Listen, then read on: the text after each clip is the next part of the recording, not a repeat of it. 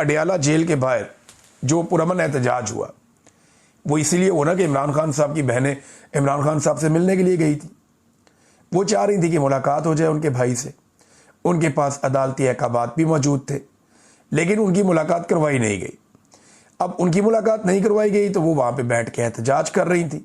पाकिस्तान तहरीक इंसाफ के कारकुन साबिक वज़ीर आज़म के हक़ में बैठ के उनके साथ एहतजाज कर रहे थे।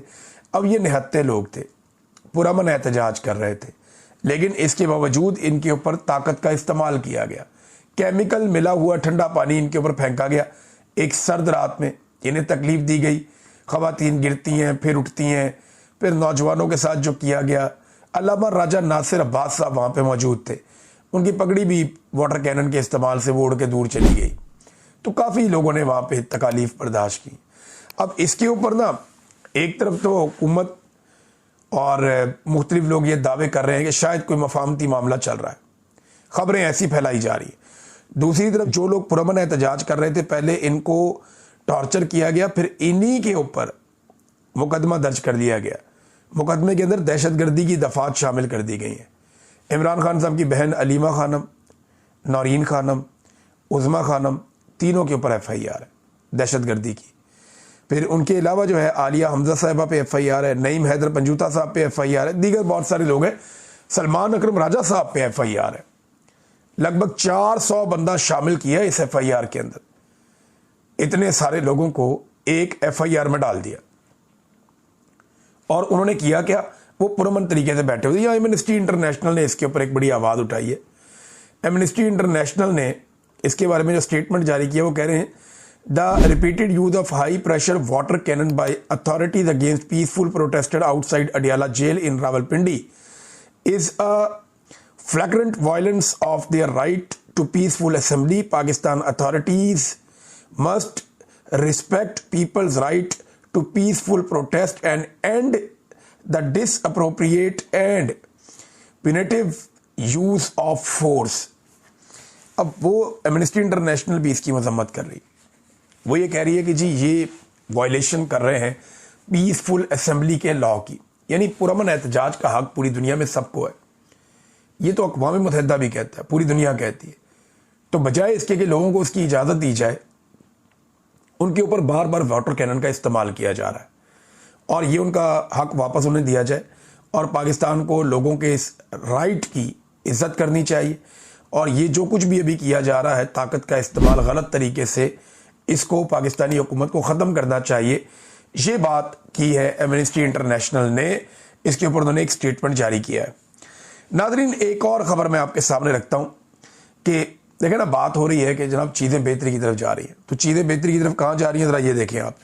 खैबर पख्तूनख्वा में इस वक्त 92 लोग हैं पाकिस्तान तहरीक इंसाफ के। ये पाकिस्तान तहरीक इंसाफ के टिकट के ऊपर तो इलेक्शन नहीं लड़े ना, सिर्फ हमायत के ऊपर इलेक्शन लड़े। कोई निशान कुछ था, कोई निशान कुछ था, तो इनको आज़ाद ही छोड़ा हुआ है इलेक्शन कमीशन ऑफ पाकिस्तान ने, और सुप्रीम कोर्ट ऑफ पाकिस्तान ने भी फैसला करके इन्हें आज़ाद छोड़ा हुआ है। तो ये 92 लोग हैं, ये लोग टूटे नहीं। इन 92 में से 70 अफराद ऐसे हैं अरकान असेंबली जो पुलिस को मतलूब है।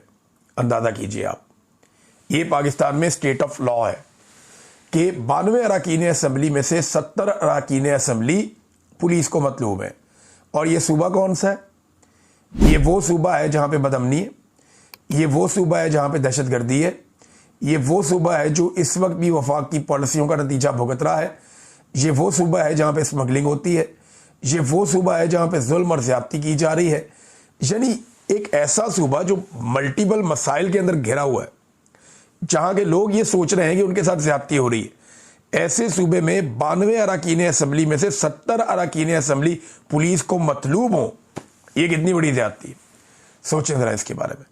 अच्छा, ना सिर्फ ये है बल्कि वज़ीर आला खैबर पख्तूनख्वा इश्तिहारी करार दे दिए गए। उनके जो सीनियर तरीन वज़ीर है मिना खान अफरीदी, वो भी इश्तिहारी करार दे दिए गए। अमजद अली इश्तिहारी, शफीउल्लाह जान इश्तिहारी और इकबाल अफरीदी भी इश्तिहारी। ये है नाज़रीन लुब्बे लुबाब कि एक सूबा जिसकी हालत इतनी ख़राब है, वफाक उससे दुश्मनी निभा रहा है और उसके अंदर सबको कभी इश्तिहारी करार दे रहे हैं या वो लोग पुलिस को मतलूब है। तो इस तरीके से तो ये पाकिस्तान को नहीं चला सकते। हाँ, एक चीज़ और हुई है, इमरान खान साहब के बेटों ने जो इंटरव्यू दिया वो बहुत ज़्यादा वायरल हो गया, हर तरफ रोला पड़ गया है और बहुत ज़्यादा दुनिया में वो फैल रहा है। पाकिस्तान तहरीक इंसाफ के लोग उसे दुनिया के कोने कोने में पहुंचा रहे हैं, उसकी व्यूअरशिप बहुत ज़्यादा बढ़ गई है।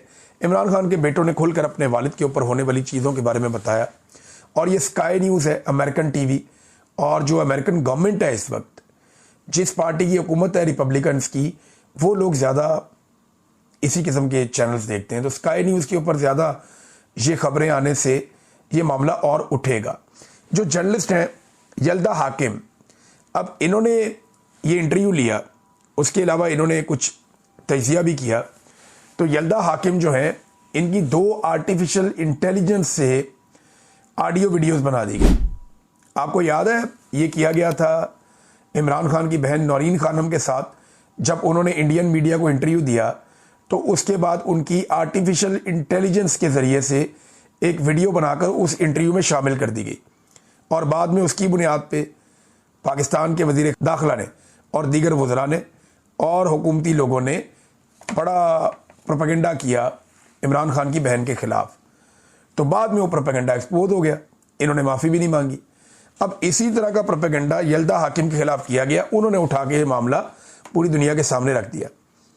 यल्दा हाकिम क्या कहती हैं ज़रा ये देखें। वो कहती हैं जी, following my interview with Imran Khan sons Qasim and Suleman, a second artificial intelligence deep fake of me has been circulated, this video is not real.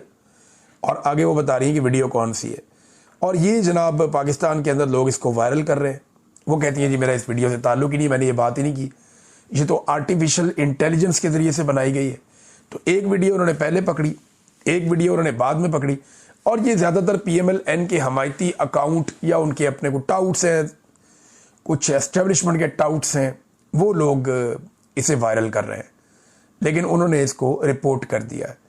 अच्छा नाज़रीन, एक मुशर्रफ जैदी साहब हैं, ये जर्नलिस्ट, फिर बहुत बड़े जमहूरे कि जनाब मैं बड़ा जमहूरी हूँ, इंसानी हकूक़ का मैं अलमबरदार हूँ, मैं आज़ादी इज़हार राय के हक़ में हूँ, मैं रूल ऑफ लॉ के लिए आवाज़ उठा। सारी ज़िंदगी इस आदमी ने ऐसे गुजारी, ऐसे और बहुत सारे हैं।